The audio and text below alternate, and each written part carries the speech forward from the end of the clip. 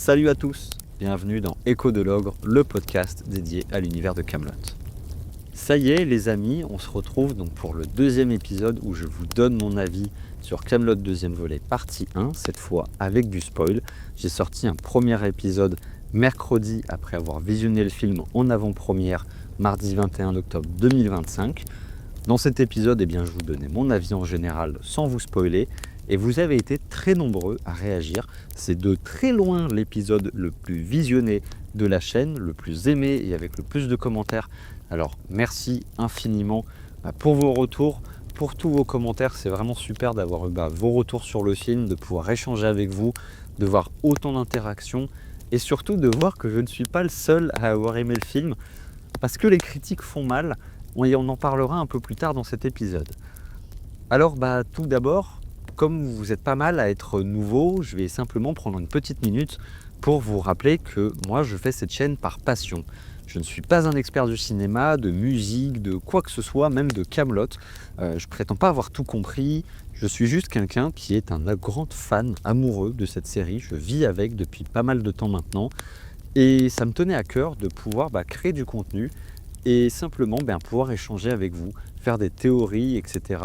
J'ai essayé au mieux de faire vivre l'avant-sortie du film et maintenant mon objectif c'est de couvrir au mieux l'après-film, c'est-à-dire après qu'on l'ait tous visionné, des théories, des remarques, vous faire participer aussi, comme je l'ai dit dans les autres épisodes. J'aimerais bien commencer, pourquoi pas, à faire un live pour pouvoir échanger avec vous. On pourrait chacun un peu donner notre avis et créer de la discussion et prochainement aussi pouvoir vous faire intervenir, faire un épisode avec une personne, l'un d'entre vous qui a aimé le film et un autre épisode avec une personne qui ne l'a pas aimé, justement pour pouvoir creuser un peu tout ça.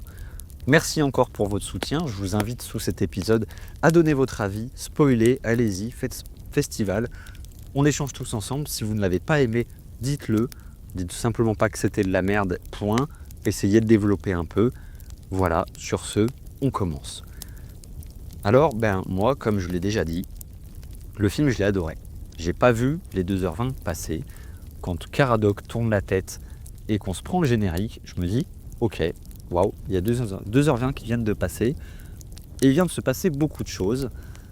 Et parmi les choses que j'ai le plus aimé dans le film, c'est le fait qu'on retrouve tout d'abord un peu les bases de Kaamelott. On retrouve ces dialogues un peu percutants. Chaque personnage retrouve un peu son âme. On retrouve le Léo Dagan d'antan qui envoie des pics à tout le monde, Célie, Arthur. On retrouve vraiment, chaque personnage retrouve un peu sa place par rapport à KV1 où on avait l'impression que chaque personnage était, je vais pas dire fade, mais il manquait ce petit quelque chose. Il manquait ce petit côté un peu Kaamelott où, tous ces dialogues, par exemple, comme je l'avais dit, Léo Dagan et Arthur, quand ils se retrouvent dans KV1, il n'y a pas d'échange entre eux. Alors que pendant toute la série, ils n'ont pas arrêté de se tirer dessus. Et ça manquait, c'était des petites choses comme ça qui me manquaient. Et surtout le fait que KV1 ne prenait pas son temps. Ça va très vite, on a l'impression qu'il manque des scènes. J'aime beaucoup le film, attention, mais voilà les petits défauts que je lui ai trouvés. Et là, c'est tout l'inverse. Déjà, donc les dialogues, chaque personnage retrouve son âme, mais le film prend son temps. Le film remplit parfaitement son rôle de première partie. On nous pose là des très très bonnes bases pour la partie 2 et aussi pour le troisième volet. Il s'y passe plein de choses, le fait qu'on suive plein de petits groupes de personnages dans des voyages différents, dans des ambiances complètement différentes et aussi dans des timelines différentes, c'était vraiment super intéressant et moi ça m'a tenu en haleine tout le long parce qu'il y a toujours quelque chose à l'écran en fait. Et surtout, l'histoire évolue vraiment. Chaque personnage, à sa manière, évolue. On les connaît maintenant depuis longtemps. On attendait à ce que on ait des réponses à certaines de nos questions. On attendait aussi à ce que la quête du Graal, d'une certaine manière, avance, que l'histoire avance. Et là, c'est bien le cas. Et justement, tout est bien mis en place pour cette partie 2. Et on va commencer justement simplement un petit peu par groupe de personnages. On va commencer par Arthur. J'ai beaucoup aimé le fait que les gens autour de lui soient au courant que les dieux lui aient donné la mission de tuer Lancelot et qu'il ne l'a volontairement pas fait. Et que suite à ça, en plus, il est de nouveau tenté de mettre fin à ses jours en s'installant sur la table et en laissant simplement Kaamelott lui tomber dessus. Les personnages autour de lui le savent, le disent, et clairement le respectent un peu moins. Ils ne lui parlent pas du tout comme un roi. Maclou le dit très bien, pendant que vous n'étiez pas là, même si en gros il était esclave, il n'a pas subi 10 ans de tyrannie de Lancelot. Il est revenu, il a donné de l'espoir à tout le monde, et là il se comporte un peu comme une merde. Et j'ai trouvé ça vraiment super sympa, voilà que tout le monde le sait en fait, qu'il a une mission et qu'il ne veut pas la remplir. Il replante Excalibur, ce qui risque d'être un problème pour lui dans les prochains temps, je vais en parler un peu après. J'ai aussi aimé le fait que sa relation avec Guenièvre évolue. C'est-à-dire qu'il est plus tendre avec elle, il est plus gentil. Il lui dit que les dieux s'en prennent aux êtres chers d'Arthur, donc ce qui veut dire que bien il chérit Guenièvre. Il lui dit aussi qu'elle est attirante et que en fait, elle n'est pas moins attirante qu'une autre et que le problème vient de lui. C'est pour ça qu'il n'a toujours pas consommé le mariage. Donc ça veut dire qu'il est plus gentil, plus doux avec elle. Il a remarqué en même temps dans le livre 6, elle lui dit très clairement que c'est un peu dégueulasse la manière dont il s'est comporté avec elle. Et il le sait, et d'où ce baiser qu'il lui donne dans KV1. Donc ça déjà, je trouve que c'est vraiment super sympa. Il fait quelque chose, Arthur, qui est très drôle, c'est que lorsqu'il apprend de la part des dieux que quelqu'un va le tuer, il envoie Silas, Alzagar et Quarto en Orcanie pour vérifier que Lot et ses complices ne sont pas en train de comploter contre lui. Et je vais citer un grand moment d'un film que j'aime beaucoup, qui s'appelle Kung Fu Panda. Le maître Oogway dit « Souvent, on rencontre son destin sur la route qu'on prend pour l'éviter. » Et c'est exactement ce qui s'est passé. On sait parfaitement que la demi-sœur d'Arthur ne l'aime pas. Dans le livre 5, elle tente clairement de le tuer, mais là, elle est tranquillement chez elle en Orcanie, on parlera d'elle un petit peu plus tard. Mais c'est suite à l'intervention justement de Silas, Alzagar et Quarto qu'elle est énervée contre lui et qu'on comprend qu'elle va vouloir maintenant le tuer. Donc ça, c'est un aspect qui est assez marrant, moi, qui m'a fait beaucoup fait sourire et que j'aime beaucoup, parce que là, Arthur, ça risque de chauffer un peu pour lui. Pour plein de raisons. Comme je l'ai dit, il a planté Excalibur, qui était devenu clairement une arme de destruction. Mais ça va lui faire défaut. Parce que maintenant, on va parler de Lancelot. Et quel Lancelot on a là. Toutes les phases, tous les moments avec lui, en fait, j'étais impressionné par l'ambiance. Une ambiance pesante, grise, lourde. Lancelot est complètement déchiré. Enfin, il est amaigri, décoiffé, tout ce qu'on veut. Et qu'est-ce qu'on apprend ? Qu'il a fait de la magie noire, pire que ça, fait de la nécromancie, et qu'il n'est pas si mauvais dans ce domaine. Donc ça répond à certaines de nos interrogations. Notamment dans KV1, pourquoi est-ce qu'il avait cette tenue blanche ? Pourquoi l'ambiance dans Camelot était si grise, si austère ? Bien simplement parce que lui, pendant 10 ans, il a pratiqué la nécromancie dans les caves de Camelot, et apparemment à un stade plutôt avancé, puisqu'on y voit ce catalyseur. Alors on ne sait pas trop ce que c'est, à quoi ça sert, mais selon Elias, c'est plutôt du beau travail. Et surtout, il arrive à faire des choses qui sont assez impressionnantes, ce Lancelot, puisqu'il fait un cercle sur une sorte de mygale, une araignée morte, qui devient absolument gigantesque. Alors, moi, ça m'a fait beaucoup penser au Seigneur des Anneaux, encore une fois, évidemment. Je pense que c'est un petit clin d'œil, peut-être. Il fait revenir, Méléagant revient à lui tel Palpatine qui vient accompagner Anakin dans son chemin vers le côté obscur. Donc là encore, Méléagant, quel plaisir de le revoir, quel plaisir de l'entendre. Et surtout, le voir, encore une fois, pousser Lancelot, pas dans ses retranchements, mais à être encore plus mauvais. Il le pousse à avoir une arme. Et quelle arme ? Cette triple faux en forme de disque shuriken, je ne sais quoi, qui est probablement magique en plus de ça, va probablement être une sacrée arme de destruction, et il va pouvoir en faire du mal, Lancelot, parce que avec cette araignée, la nécromancie, son arme, j'imagine que très bientôt il arrivera à communiquer avec le fantôme de son père, le roi Ban, et ça peut être plutôt costaud, et surtout le Sabernoc. Alors, ce qu'on pensait être un dragon dans le teaser ou la bande-annonce, je ne sais plus, en fait, ça s'avère être le Sabernoc. Alors, on ne sait pas exactement ce que c'est. Alexandre Astier, dans Click, a expliqué que c'était... Alors, c'est pas le terme gardien, mais en tout cas, c'est un personnage d'un autre plan, d'un autre monde, qui est plutôt assez impressionnant, hein. Physiquement, il est très grand, il produit des sortes d'éclairs, du moins.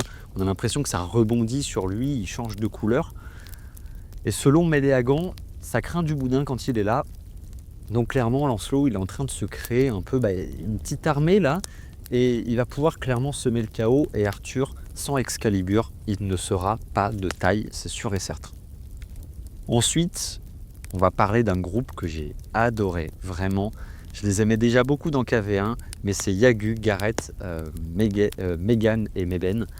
J'ai adoré en fait un peu leur innocence, leur envie de partir en quête, leur envie d'aller à la table ronde, de remplir leur quête en plus qui est noble, d'aller sauver un dragon dans les terres du Nord, dans les terres glacées. Et ils partent très vite, comme des foufous, hein, comme dirait Arthur. Ils partent sans équipement, ils partent clairement affronter le froid avec rien du tout. Ils sont clairement pas équipés. Ils sont pas non plus équipés pour défendre un dragon. Ils ont 2 pauvres épées. Gareth, il sait faire des éclairs. Enfin, voilà, clairement, ils sont pas équipés. Mais leur quête, elle est noble. Ils sont clairement très bons, très justes et un grand cœur. Clairement, toutes les phases dans le Nord, elles sont magnifiques. Les aurores boréales, le fait qu'ils marchent dans la neige, le thème du lac gelé. Mamma, je l'écoute depuis mardi soir, enfin depuis mercredi parce qu'il est sorti dans la nuit. Ce thème au piano est absolument magnifique. Ils sont rejoints par une personne, j'ai plus son nom, qui se dit comme étant une trappeuse. Mais j'aimais la théorie que cette trappeuse soit en réalité le dragon, la dragonne en question qui viennent protéger. Pourquoi je pense ça? Eh bien parce que le film remplit tous les codes d'un film d'heroic fantasy et en fait, les dragons, ils ont des pouvoirs, et pourquoi est-ce qu'un dragon ne pourrait pas prendre la forme d'une humaine? Voilà, c'est une théorie, alors peut-être que pas du tout, dragon a bien été tué par la personne et bien qu'ils sont partis chercher. Mais voilà, c'est ma petite théorie, et j'ai beaucoup aimé tout ça, et on verra, on verra où ça mène. J'ai adoré en plus le début, qu'on retrouve Ramparts et Guetno qui... Voilà, les paysans qui leurs expressions, leur manière de parler, mais je me revoyais dans le livre 1, livre 2, vraiment c'était juste super. Et maintenant on va parler du grand absent, Perceval. Alors, je me rends compte, maintenant que j'ai vu le film, que si je n'avais pas su que Perceval n'était pas dans le film, donc Franck Pitiot non plus, eh bien ça m'aurait pas choqué. Simplement son absence, elle est intrigante. On apprend qu'il est parti, qu'il s'est pris la tête avec Caradoc, on n'a pas trop le comment du pourquoi, on sait juste qu'il se traite de gros faisans, que Perceval est parti de son côté, et qu'il affirme pouvoir revenir dans 15-20 jours, avec 15 jours ou 2 semaines avec le Graal. Moi, j'ai la tête pleine de questions, je me dis pourquoi. Il s'est pas soucié du Graal réellement pendant 10 ans, il a même été jeter les clous de la Sainte-Croix et brûler le linceul, pour dire à quel point ça lui passait au-dessus. Et là, il part, soi-disant, chercher le Graal. Mais quelle info il a eu? Comment ça se fait qu'il parte comme ça subitement?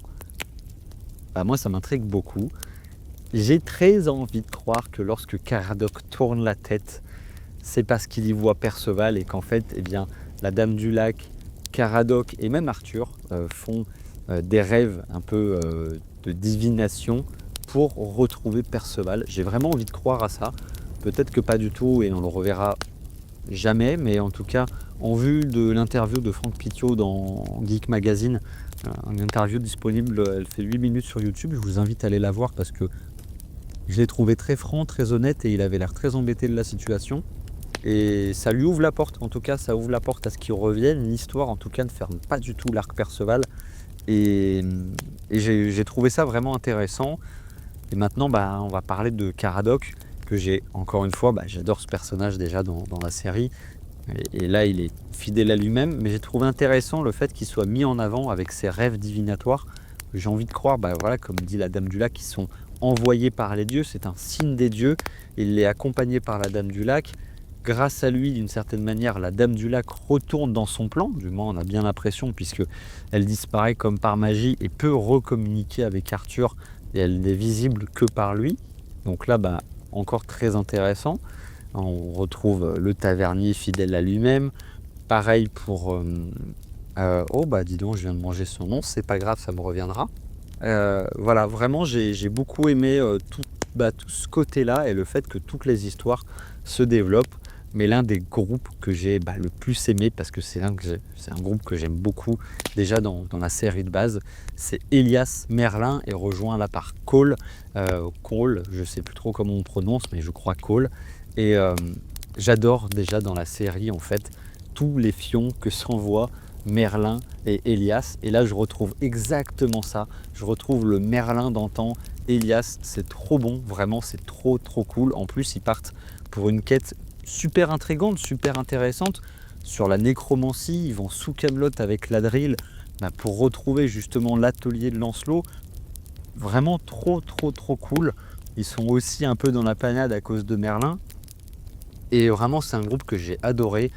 Cole, quelle voix, quel jeu d'acteur, enfin trop bien, vraiment trop cool. Je dis ça pour tout, hein. Vous allez dire le mec il est juste fan, il va dire que il aime tout du film, il n'y a pas de défaut selon lui. J'ai vu le film qu'une fois, comme vous. Je l'attendais énormément, vous le savez. Là, je suis encore dans la réaction à chaud. J'ai très hâte de le revoir encore et encore, je l'espère, avec l'édition collector du 1. Enfin, que je n'ai pas du 1 et que j'espère avoir du 2.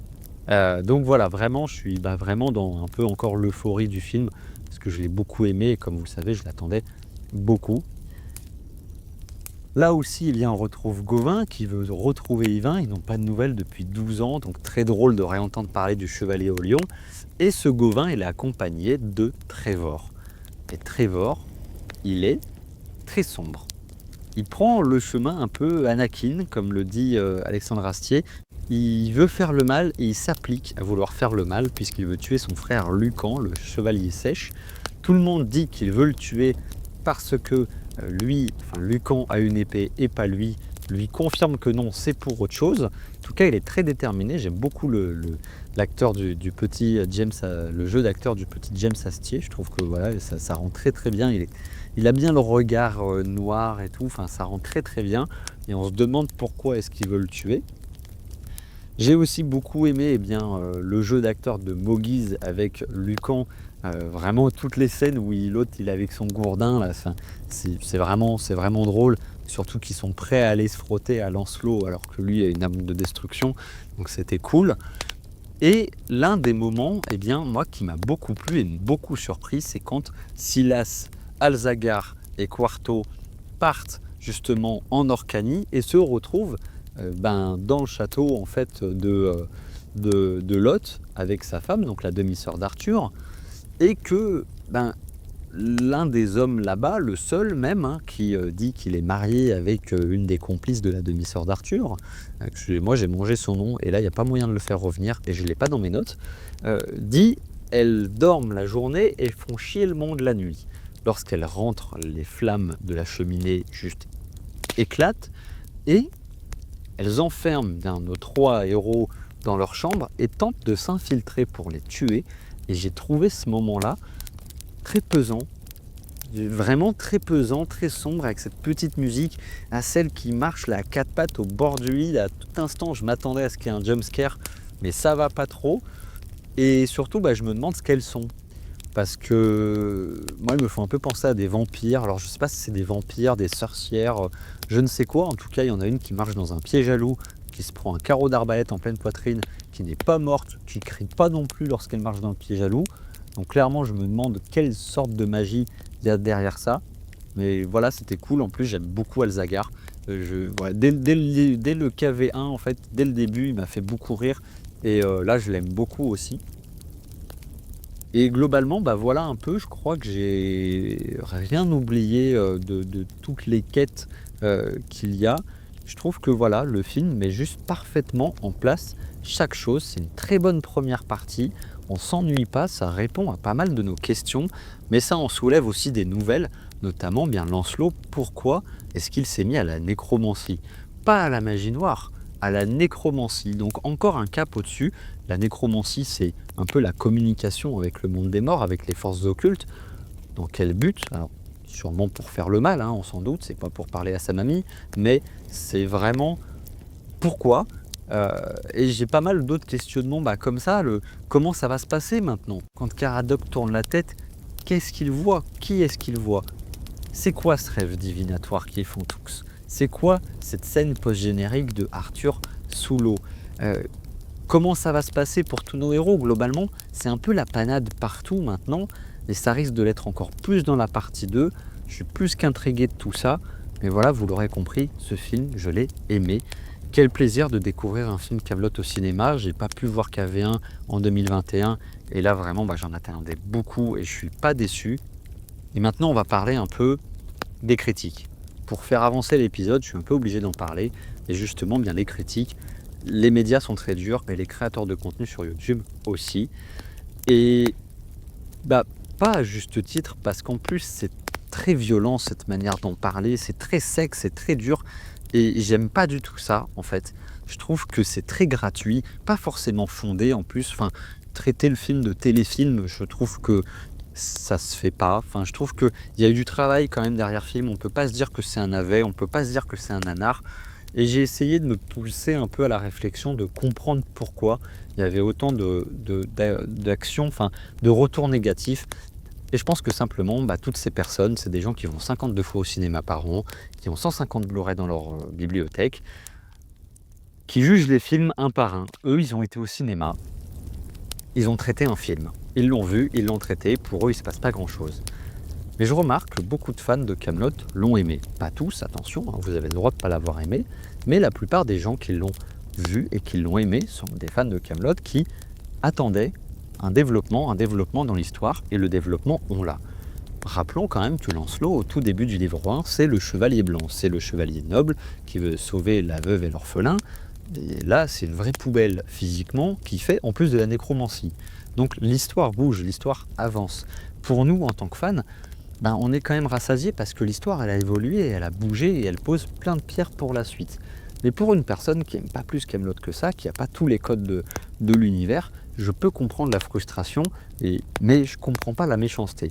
Je ne comprends pas tout ce que je lis, vraiment, quand je vois en titre dans l'actu Google, Alexandre Astier nous a refourgué sa Kaamelott, et que je me dis qu'il y a quelqu'un qui est payé pour écrire ça, je me dis clairement ça vole pas haut. Mais chacun a le droit d'aimer, de ne pas aimer, le tout c'est de respecter, et pas non plus de cracher dessus. En tout cas, j'ai très peu du coup été voir de critiques d'autres créateurs de contenu, parce que juste les miniatures et les titres m'ont gavé, et je sais que du coup vous êtes plusieurs à avoir été voir ces vidéos et que ça vous a saoulé tout autant que moi. Donc content de voir que vous, ça vous a plu aussi. Maintenant, attendons un an, attendons de voir ce que ça va donner. Dans les prochains temps, je vais vraiment essayer de vous proposer du contenu, toute une série en fait de vidéos d'après Kaamelott. Un peu, alors dès que je l'aurai revu déjà, mais comme je vous l'ai dit, l'objectif ça va être de vous faire participer à un épisode avec une personne d'entre vous qui a aimé, un autre avec une autre personne qui n'a pas aimé, mais aussi je pense à faire un live sur YouTube très prochainement pour qu'on puisse en discuter tous ensemble dans une heure et demie, ça pourrait être à partir de 20h, 20h30, on discute du film, on aborde des thèmes, j'essaierai de le préparer un peu avant, donc là je suis en train de regarder comment ça marche OBS, parce que je consomme pas mal de live sur Twitch et sur YouTube, mais j'ai pas la moindre idée de comment on fait. Donc je suis en train de regarder. Si ça vous intéresse, si vous avez envie que je le fasse, n'hésitez pas à me le dire dans les commentaires, parce que s'il y a personne, je le ferai pas. Si moi on est 3 et qu'on discute à 3, moi ça me va parfaitement. J'aurais gagné ma soirée, au moins on aura échangé et passé un très bon moment. Donc voilà globalement en fait pour mon retour sur le film. Vous l'aurez compris, je l'ai aimé et ça m'a fait vraiment du bien. En fait j'ai aimé autant attendre le film, j'ai aimé pouvoir créer du contenu pendant plusieurs mois, semaines autour de la sortie du film. Chaque teaser, bande-annonce, images, toutes les news. Malheureusement, on a eu pas mal de drama autour de l'absence de Perceval, mais j'ai l'impression que Franck Pichot a un peu éteint le feu et c'est cool, et j'espère que il appelle Alexandre Astier Alex, donc j'imagine que c'est que ça va encore et que la porte est ouverte pour qu'il revienne. Il y a eu pas mal de drama, mais voilà, le film est là. Moi, j'ai passé un excellent moment. Maintenant, j'ai juste très hâte de le revoir, vous reproposer du contenu, qu'on fasse des théories et juste de voir où est-ce que cette série elle va aller, parce que maintenant, il nous reste 2 films. Ça fait à peu près 2h30 par film, donc ça fait ça nous fait 5 heures. En 5 heures, il faut boucler l'histoire maintenant. et les possibilités sont infinies. Alexandre Astier nous a surpris, il va continuer de nous surprendre. En tout cas, bravo pour son travail, bravo pour ses initiatives, parce qu'il le dit et il le dit très bien. Il le fait pour nous, il le fait pour nous. Enfin, il ne le fait pas pour nous, il le fait pour lui. Et tout est là, tout est bon. La bande originale est juste magnifique. J'ai pas encore été bluffé par les titres, comme je vous l'ai dit. Moi, j'écoute le Lac Gelé depuis mardi en boucle, tellement je le trouve beau ce titre. Il me rappelle beaucoup évidemment Arthur à la tour de KV1. Voilà, sinon en news, si vous n'avez pas vu dans la boutique, il y a des nouveaux vêtements, pulls, vestes, vestes, t-shirts, bref, ça fait très envie évidemment. C'est l'occasion d'y claquer un SMIC, mais ne le faites pas, ne vous mettez pas à mal, mais en tout cas, c'est une très belle collection, je trouve. Et pour ma part, je vous l'ai dit, j'attends l'édition collector du Blu-ray. J'ai pas réussi à avoir celle du vinyle qui est dédicacée. Si vous l'avez eu, bravo à vous. Vous êtes des chanceux, voilà. Sinon, j'espère que tout va bien, j'espère que vous avez vu le film, que vous l'avez aimé. Si vous ne l'avez pas aimé, c'est pas grave, n'hésitez pas à me le dire. J'espère juste que vous portez bien, que tout va bien pour vous. Sur ce, je vous souhaite une bonne journée, une bonne nuit. Bref, c'était Lucas de l'École de l'Ogre et je vous dis à très bientôt pour des news sur Kaamelott. Ciao!